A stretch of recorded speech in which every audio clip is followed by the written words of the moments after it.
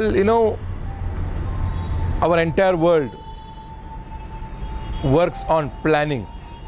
We work on preparation. We work on practicing, rehearsing. And as such, we also need to predict. So we are prepared. So a basic system, a basic functioning system or a functional system is essential so that we do not need to reinvent it. So we can develop further from that. So as such, we need predictability. But yet, you cannot put all your eggs in the same basket. So as such, if the predictability of plan A does not work, then you must have a predictability of plan B. And if that does not work, you need plan 3, plan C. But then there are chances that that may not work as well. Then what do? Therefore, you need to open your mind to another dimension of spontaneity. Now the question should be, when we are spontaneous, should the response be correct or will it become incorrect?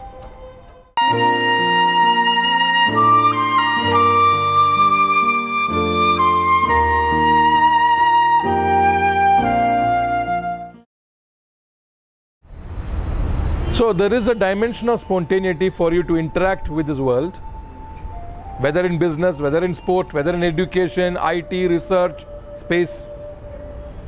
But yet, there is a response from the nature, also a reciprocation. Now that is also spontaneous. Now what in you is categorizing that reciprocation from nature as correct or incorrect? So as much as you are spontaneous, beyond your predictable behavior, as much as you are spontaneous, the reciprocation also happens spontaneously. But at that point of time, are you free from your assessment of correct or wrong? At that point of time, you should have adequate trust and confidence that the reciprocation from nature, the response from nature to your spontaneous action is also suitable to the situation in hand at that time. And it's up to your intelligence to match that suitability of the situation, of the dimension of spontaneity vis-a-vis your action and its corresponding reciprocation, which are both spontaneous.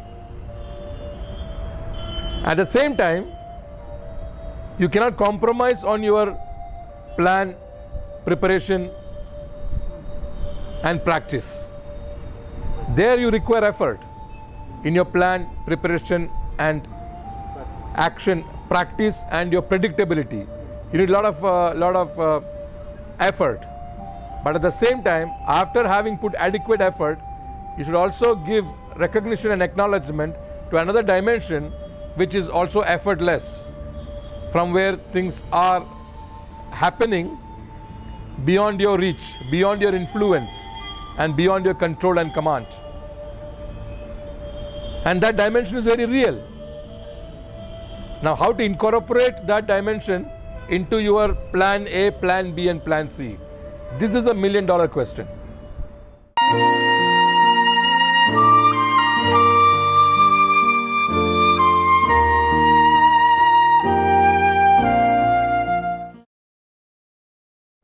And there's only one way. You have to continuously, constantly work at it. You have to work at it. You have to give your best. You need not worry too much about the consequences of your response or the result of your actions. Do not link the consequences and result of your action to the result and the consequences. There's no link. You must know for sure that you have to continuously deliver as much as you know, and you have to upskill yourself, upgrade yourself, your intelligence and your dexterity of working over some domain, whatever it be. It could be some calculation, you could be a mathematician, a physicist in pure science, your research, your invention, your application of theorems, further experimenting, further focused research on very focused research in a specific domain, being an expert at it, all that is okay. But having done that, You should have adequate intelligence to know when to let go and relax. So do not worry about the consequence and result as much, but have the ability to relax and let go. Now, how to arrive at the balance? By repeatedly indulging in action.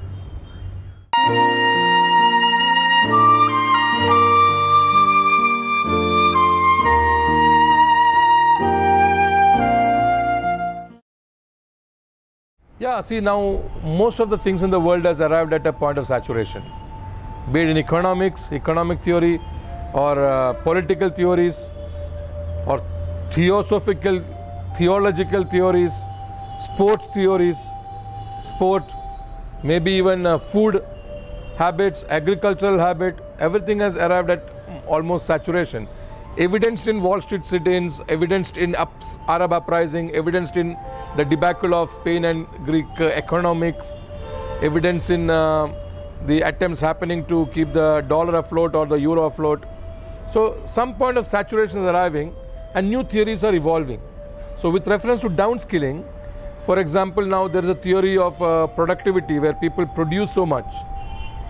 Productivity is linked to incentivizing the productivity and therefore linked to livelihood. So now people are not working for livelihood. They are working 25 times more than their requirement of livelihood. Because the trend is to output more in the garb of productivity, and so much of incentivizing is there that they start accumulating the wealth 25 times more than what they require on one hand, and at the same time throw away from employment 23 other people. So 23 other people who are average performers are not able to get a job. So that gives rise to employment problems. And there's another problem of excess emphasis on attendance. Sometimes an unwilling person present just to become present in the company is more dangerous to a person who has taken absent. Because an unwilling person who is present to show presentism costs the company 50% more expenses than the same person being absent and sitting at home. And third is pressure to work vis-a-vis versus personal care. So his system needs personal care as much as in yoga, meditation, 3 days retreat to do some pranayama, to do some technique of personal care, but he cannot take off for 3 days because there's pressure to deliver result for those 3 days too. So pressure to perform vis-a-vis personal care or neglecting personal care. Second, having a compulsion of presentism though he's unwilling at work.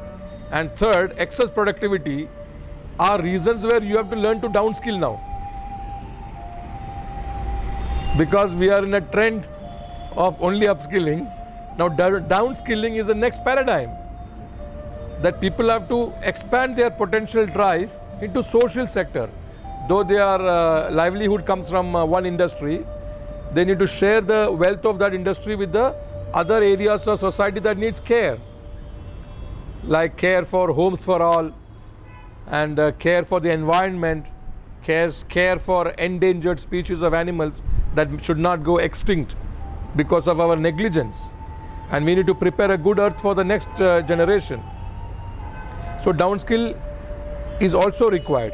But yet, we need to have adequate intelligence to include this trend into the system of metrics.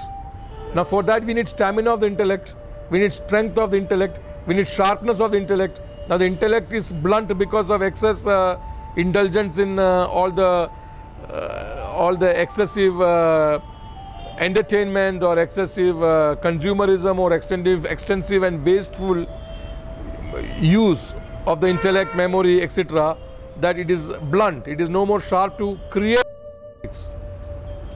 to include the downskilling, because you got to size it, you got to know it. And that is why some spiritual or some self-development program like the Art of Living becomes very relevant, because the topic in your discussion today is about downskilling. Now for example, in the Art of Living there is a sentence called, whatever you resist will persist. Whatever you resist will persist. Now if you expound on this specific line, you find that people have a resistance to what is happening in the world, whether it's in relationship, whether it is in economics. For example, a potential downgradation of your status from wherever you are is warranted, and now you resist it. And now the management sentence is what? What you resist, we may persist. So how to suitably apply it when your status is being downgraded? Because economically is essential, industry-wise is essential, by your colleague status you need to downgrade a little, maybe your status, maybe your privileges, maybe your prerequisites, perks. So how does it work? So you have an element called resisting these things, which is anyway there in the world. Like sometimes temperatures soaring high to 35 degree centigrade or 38 degree centigrade, it is there in the world. Now you have an element in you that you resist it. And then you encourage this resisting, you concretize this resisting, you reinforce this ability to resist. But what happens? The nature is obviously much more stronger than you. The forces sometimes acting towards you is much more forceful, much more stronger than your rebut, than your confrontation of them through your resistance. That means in short, your resistance just cannot gear up. In which case, you need to identify the resistance in you and let go of it. And the moment you let go of the resistance and allow yourself to be exposing yourself to the risk of sitting in 38 degrees centigrade for some time, because it's bound to change. That's another rule. And then what happens to you? Two things happens to you. You become vulnerable, you become helpless. Now that is what you're resisting. You are resisting to appear vulnerable and helpless. An extreme situation of vulnerability and helplessness is called meek. And Jesus did not make a mistake when he said, the meek shall inherit the earth. Because that is a suitable formula how to handle the situation which you are inevitably in. So you need to learn to apply this. When your topic is downskilling for a nice strategy for the industry to survive, it is a profound requirement. But how to the methodology, how to downsize, how to downskill, we need to refer to such masters of human resource who has understood the functioning of the mind in the context of various interactions and in the situations, various situations.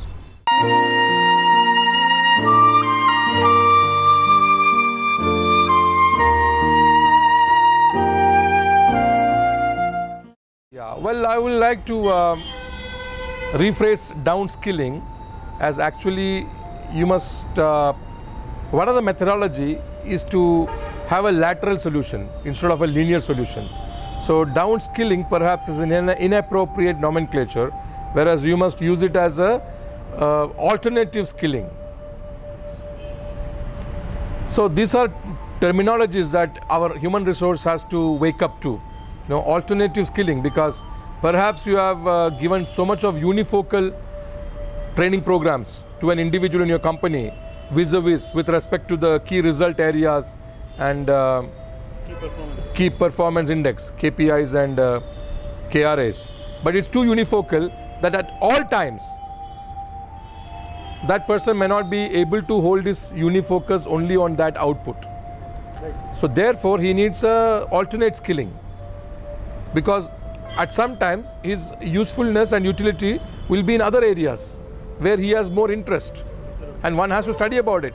But we are not able to study about it because in our human resource department, which again is a misnomer, because we are so obsessed with trade that we start seeing human as resource. We use the word human resource or human capital because we start seeing human as capital. Therefore, we are not able to give them alternate skilling. Therefore, we start using the word downskilling. So ideally what should happen? We should start seeing human as energy. So human resource department should actually call itself HED, Human Energy Department. And the moment we start seeing energy everywhere, now downskilling is replaced with alternate skilling, and human energy is inspired. So they are more charged. So they are not downskilled at all. They are not only alternatively skilled, but they are also upgraded in their charge, because now they are energized. And therefore now only objective is to give direction to this new, totally new dimension of human energy.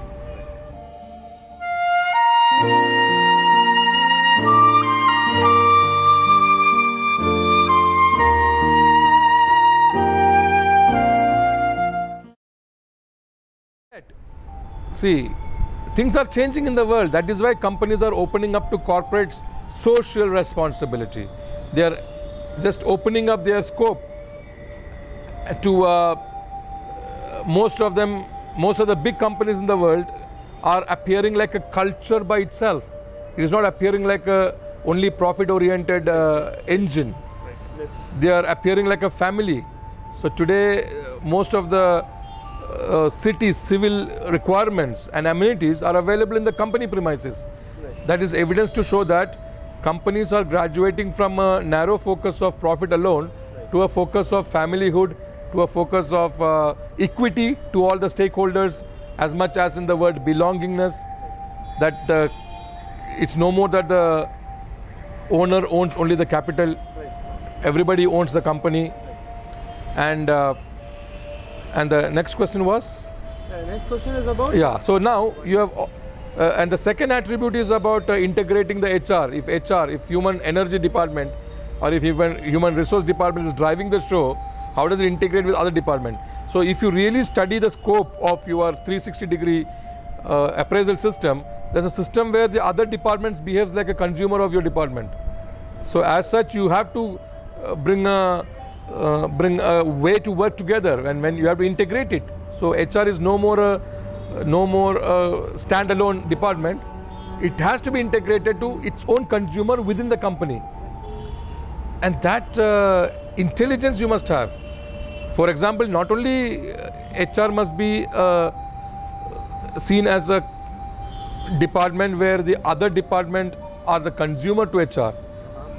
The company itself is trying to integrate with the consumer of the product. As such is the terminology called coming together is progress, working together is success. And the working together they mean with the consumer. So the consumer coming to buy your product is only progress, and the consumer working together to build your product with you is success. So if it is so external, it is imperative that you immediately have the intelligence within your company that the HR is integrated with all the other departments, and as such, please drive this noble ways to manage the companies.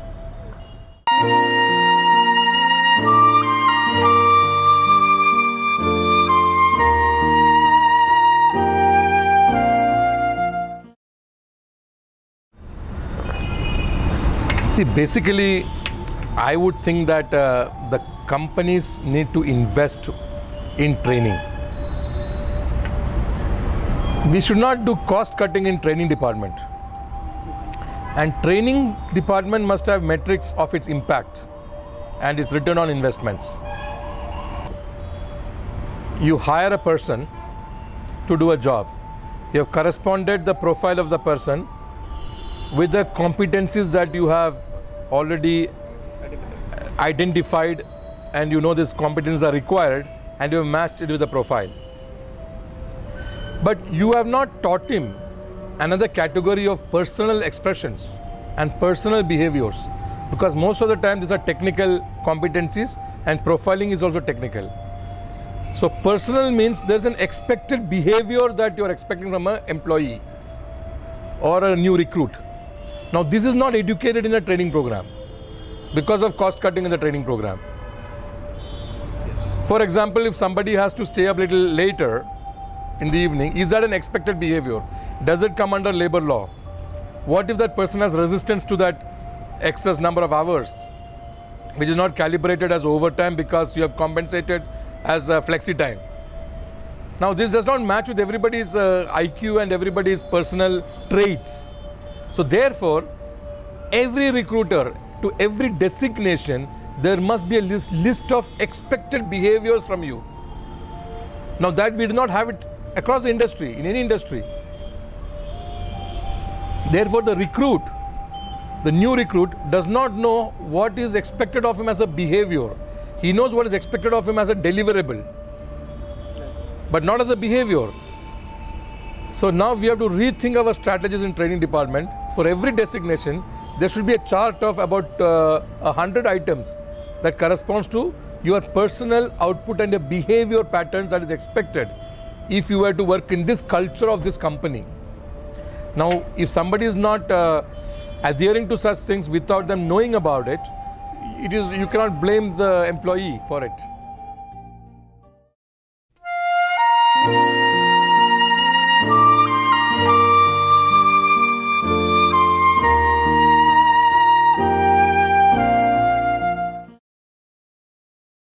Yeah, but sometimes these are areas where you have to tweak your human energy department, because if you're going to have to call it human energy department as different from human resource or human capital department, then you must understand about the product life cycle or product deliverable timeline from its profit orientation alone to its competency orientation.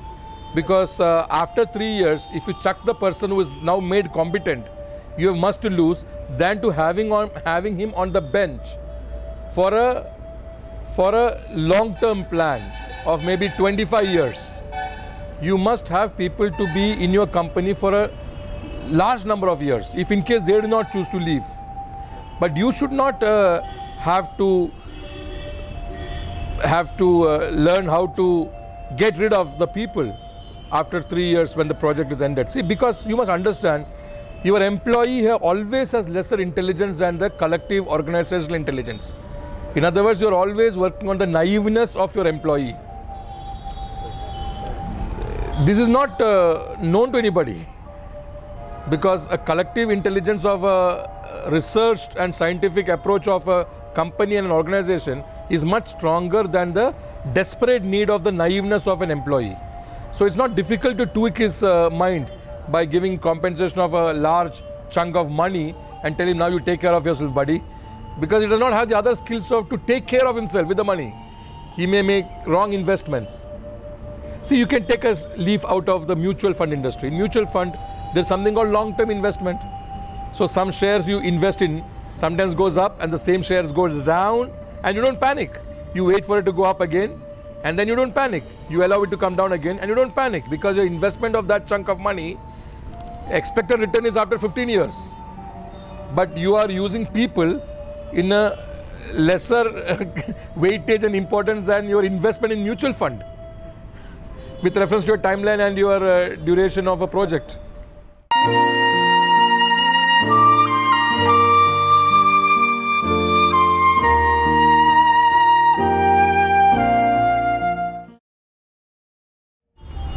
No industry can exist in isolation. Right.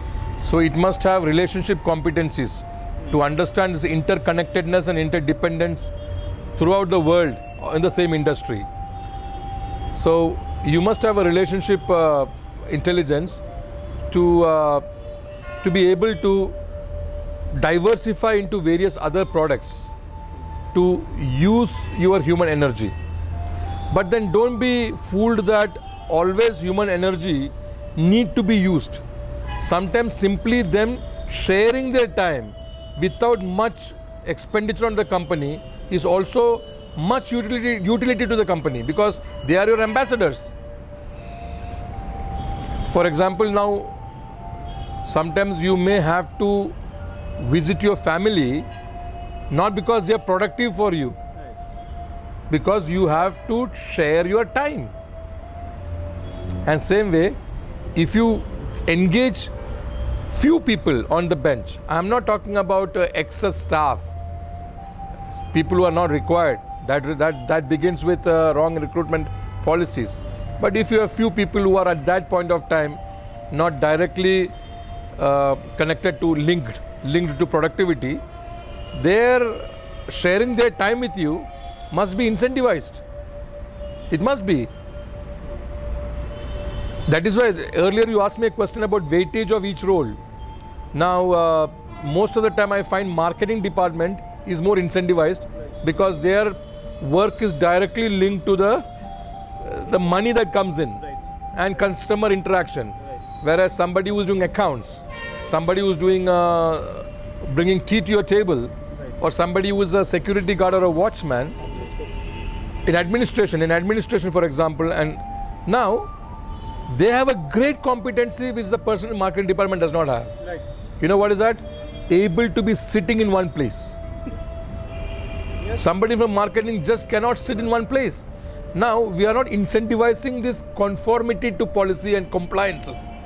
The ability to comply to a rule and policy must be incentivized, because that is a great strength of a person.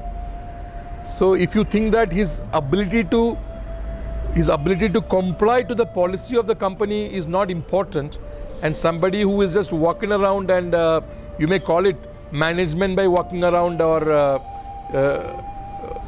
moment to moment management, or whatever fancy terminology you give, the fact is that he cannot comply with or adhere to policy of having to sit in a place. But now that is hidden. And that is why you have the, what you call as dynamism of attrition. Is not. It's just people are sick of working because they are not incentivized for what they think is their capability. Right. Right.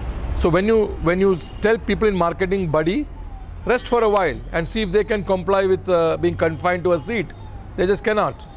And whereas you tell these people, perhaps now you walk out and deal with some interface with them consumer, maybe they will do a better job. So this kind of mix and match, this kind of permutation and combination is required to regulate the human energy of the company and to remove the disparity and give equity to everybody.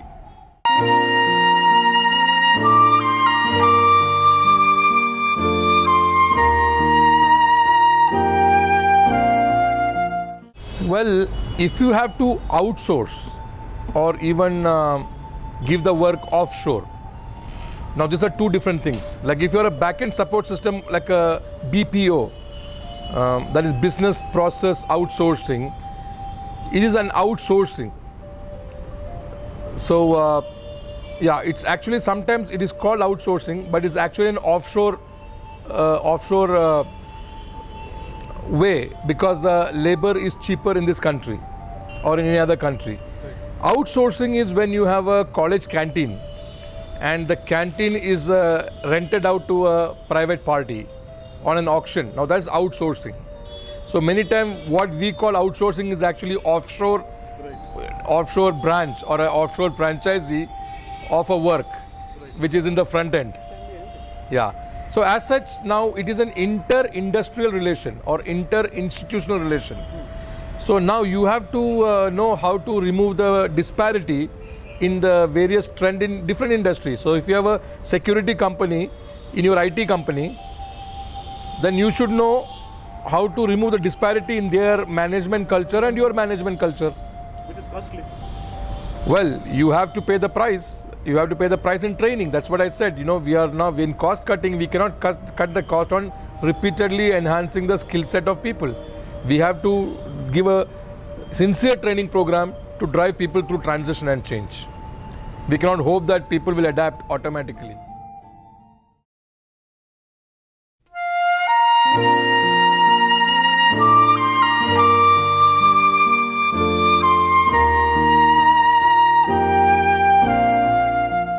See, when you use a word of that there is attrition, a large attrition, and that is happening every second year or every third year, and at the same time you're talking about niche skilling.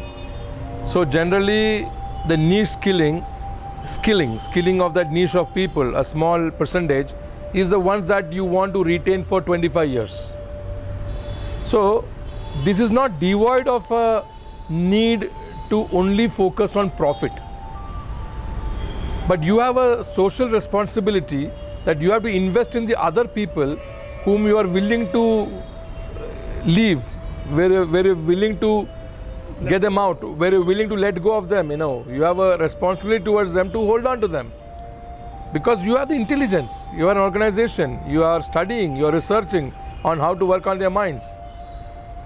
So the intelligent way for a company to move forward is your social responsibility to how to share the niche skilling with more other number of people, with more people, that never think that people are a burden. Your skill set of engaging them perhaps may be weak, but people are your strength, people are the energy, and we need to know how to tap into that, how to educate them to see everybody has requirements, needs. How can you say that 20% of people has their needs are authentic and legitimate, and other 80% of people have illegitimate needs? Temporarily at certain points of time they may not be able to articulate or negotiate their needs, not even perhaps through a union, but then having satisfied that, they are willing to participate in your other corporate social responsibilities, and that is where you have to share their skills. Now that intelligence is what I'm inviting all the companies to have, and it's not expensive. There is a program called the Art of Living of His Holiness Sri Ravi Shankar Ji, and we need to engage them because they seem to be running a very large NGO and they do not have any a single attrition at all. And whatever paradigms we are discussing for human resource department is almost diffused and nullified in their industry. We need to learn a lot from how they manage the system.